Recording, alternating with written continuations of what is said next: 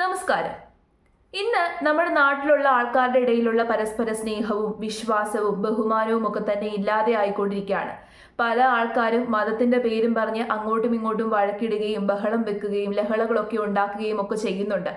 ഏറ്റവും കൂടുതൽ ഇപ്പം മതത്തിന്റെ പേര് പറഞ്ഞിട്ടാണ് പ്രശ്നങ്ങൾ സൃഷ്ടിച്ചുകൊണ്ടിരിക്കുന്നത്. അപ്പം തമ്മിൽ വിഭജിക്കുകയാണ്, ഭിന്നിപ്പുണ്ടാക്കുകയാണ്. അപ്പൊ അത്തരം ഒരു സാഹചര്യത്തിൽ ഏറ്റവും അനിവാര്യമാണ് എന്ന് തോന്നുന്ന 2 വീഡിയോ ഞാൻ നിങ്ങൾക്ക് മുമ്പാകെ കാണിച്ചു തരാം. ആ 2 വീഡിയോ നമുക്ക് എല്ലാവർക്കും ഉദാഹരണമായിട്ട് എടുക്കാവുന്നതാണ്, മാതൃകയായിട്ട് എടുക്കാവുന്നതാണ്. അത്രയും മഹത്തരമായിട്ടുള്ള അർത്ഥവത്തായിട്ടുള്ള 2 വീഡിയോ ആണ്. ഏതായാലും നമുക്ക് ആ ഒരു വീഡിയോ കണ്ടു നോക്കാം. അവരുടെ നോട്ടീസിൽ എഴുതിയിരിക്കുന്നത് ഒരു ശ്ലോകമാണ്. എന്താ ശ്ലോകം എന്നറിയോ? ആ ശ്ലോകമാണ് അവരുടെ ജീവിതത്തിൽ ഹൈന്ദവ പുരാണങ്ങളിൽ ഹൈന്ദവ വിശ്വാസികൾക്ക് ഏറ്റവും പ്രധാനമായി അവരുടെ വിശ്വാസം അനുസരിച്ച് അന്നദാനത്തിന് അവർ ഏറ്റവും പ്രാധാന്യം കൊടുക്കുന്നത്.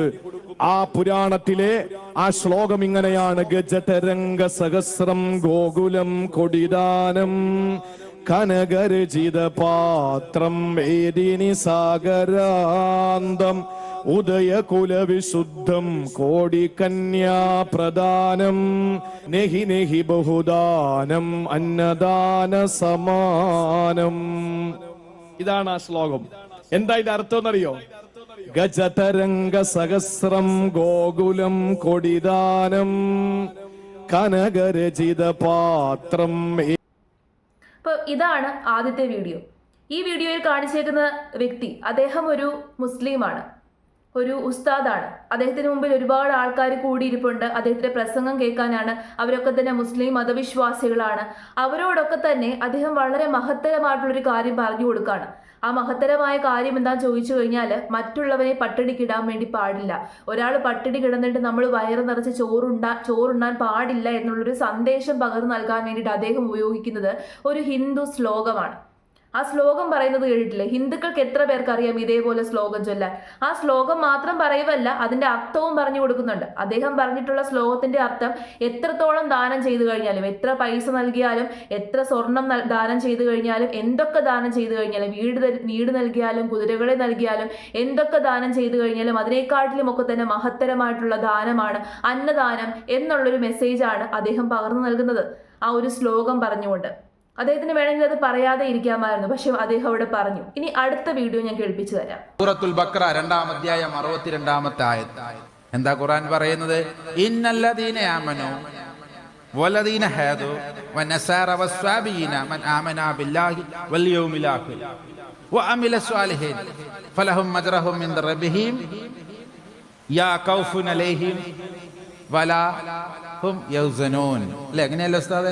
ഹുസ്ന എഴുതി വെച്ചത് ഞങ്ങൾ. അള്ളാഹുവിന്റെ സുന്ദര നാമങ്ങളാണ്. ദൈവത്തിന്റെ 99 നാമങ്ങൾ.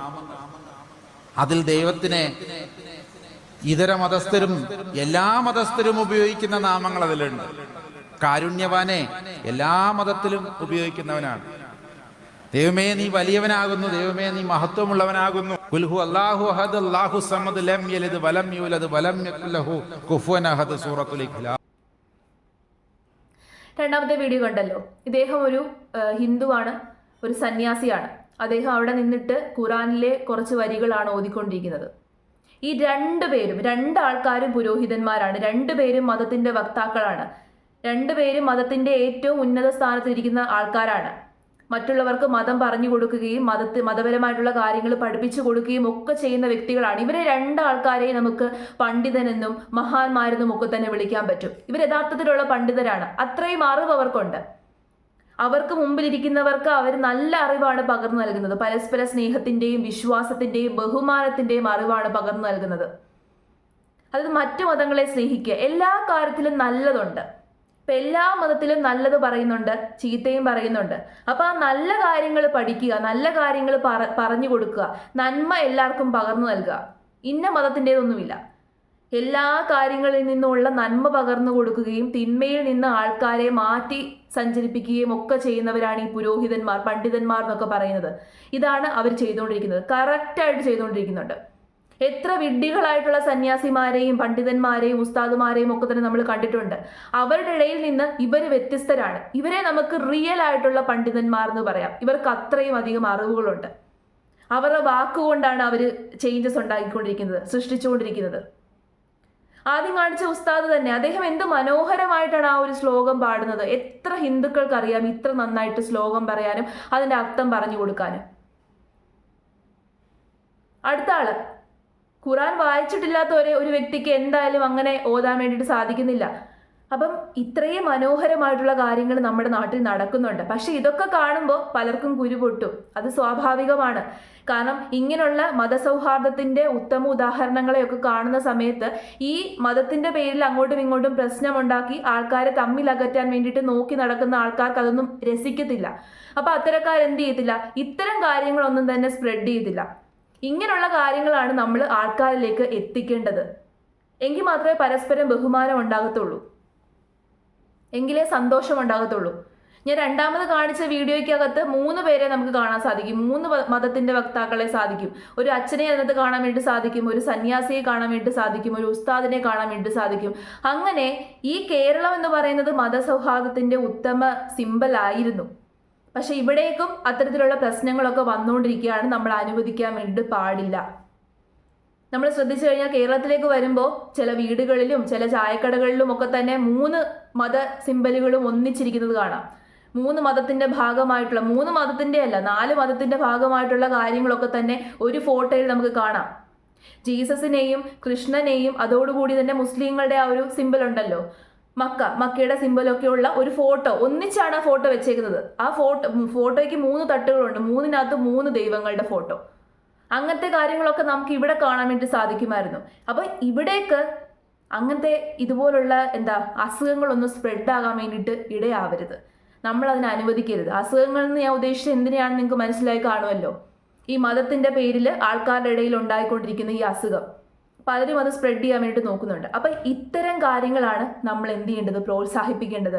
ഇത്തരത്തിലുള്ള ആൾക്കാരാണ് യഥാർത്ഥ പണ്ഡിതന്മാർ. ഇവരെയാണ് നമ്മൾ സപ്പോർട്ട് ചെയ്യേണ്ടത്. നമുക്ക് തന്നെ സന്തോഷം തോന്നുന്നില്ലേ ഇവരെയൊക്കെ കാണുമ്പോൾ, ഇവരൊക്കെ പറയുന്നത് കേൾക്കുമ്പോൾ? അവർ നല്ല കാര്യമാണ് പകർന്നു നൽകിക്കൊണ്ടിരിക്കുന്നത്. ഇതാണ് മതത്തിന്റെ യഥാർത്ഥത്തിലുള്ള ഉദ്ദേശം. എല്ലാ മതത്തിലും തീർച്ചയായിട്ടും എല്ലാ മതഗ്രന്ഥത്തിലും നല്ലതും പറഞ്ഞിട്ടുണ്ട്, പരാമർശിച്ചിട്ടുണ്ട്, ചീത്തയായിട്ടുള്ള കാര്യങ്ങളും പരാമർശിച്ചിട്ടുണ്ട്. കാരണം മനുഷ്യരായിരിക്കുമല്ലോ ഈ മതഗ്രന്ഥങ്ങളൊക്കെ തന്നെ എഴുതിയത്. അതുകൊണ്ട് തന്നെ ഉറപ്പായിട്ടും തിന്മയായിട്ടുള്ള കാര്യങ്ങളും പരാമർശിച്ചിട്ടുണ്ടായിരിക്കാം. പക്ഷേ നന്മ ഏതാണ് എന്ന് കണ്ടെത്തി നന്മ പകർന്നു നൽകുന്നവരാണ് യഥാർത്ഥ പണ്ഡിതന്മാർ, യഥാർത്ഥ സന്യാസിമാർ. അത്തരക്കാരെ വേണം നമ്മൾ സപ്പോർട്ട് ചെയ്യാൻ വേണ്ടിയിട്ട്.